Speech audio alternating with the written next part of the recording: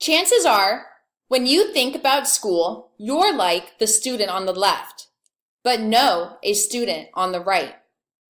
Have you ever wondered how these students seem to maintain A's and be so well versed in the subject matter that you're learning?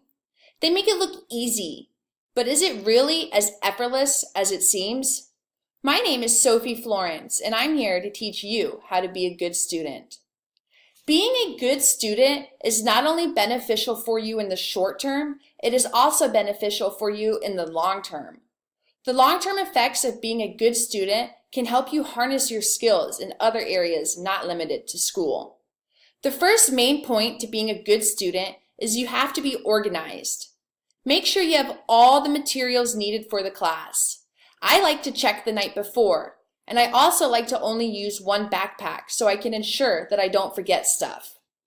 Included in being organized is time management skills. Try to be on time for class by being at least 15 minutes early. It has been proven to reduce stress levels if you are early for whatever you are doing. And probably the most important of these is to be consistent. You have to go to class consistently. The difference between success and failure is consistency. The second main point to being a good student is participate. I can't tell you how many times I've been in a lecture where the professor asks a question and all the students stare back like a blank wall. I don't see how this is fun for anybody. So not only is participating more fun for you, it is also more fun for the professor, which can lead to a more enriched learning environment. And a bonus, it can make the class seem to go by a little bit faster if you participate. In each class, you're going to come across a set of words or terms that are needed to refer to stuff. So these words are known as jargon. When you're participating in the class, try to use the jargon so you are able to learn the materials. When you participate, it helps you retain the knowledge. And when the professor is speaking, they give out key points. So by participating, you can retain these key points.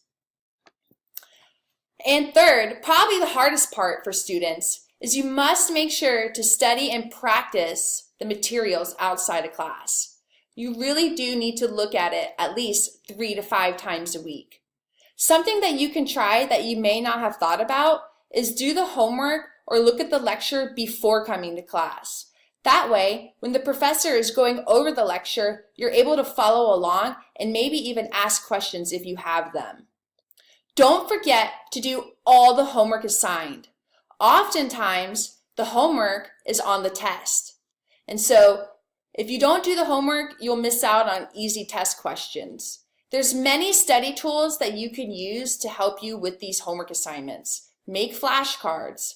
Some things that you can avoid when studying or trying to be a good student is procrastination, using your cell phone during class and while doing homework, and avoid all social media during class and when you're doing your homework. And if you really want to go the extra mile to be a good student, make sure if you have questions, ask them.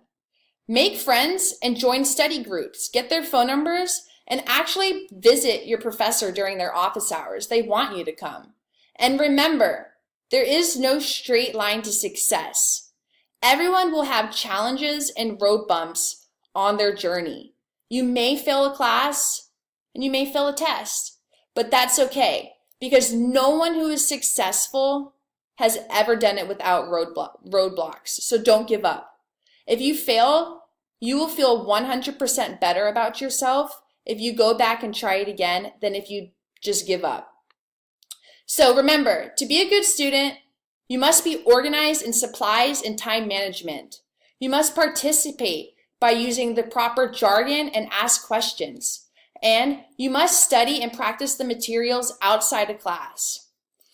With these tools, you should be able to effortlessly gain new knowledge and be able to compete in any arena that you are placed in. With all of that being said, being a good student takes work, but if you're really willing to put in the work, you will see the results. These tools to success will help you not only be successful, but also maybe make you brave enough to try new things.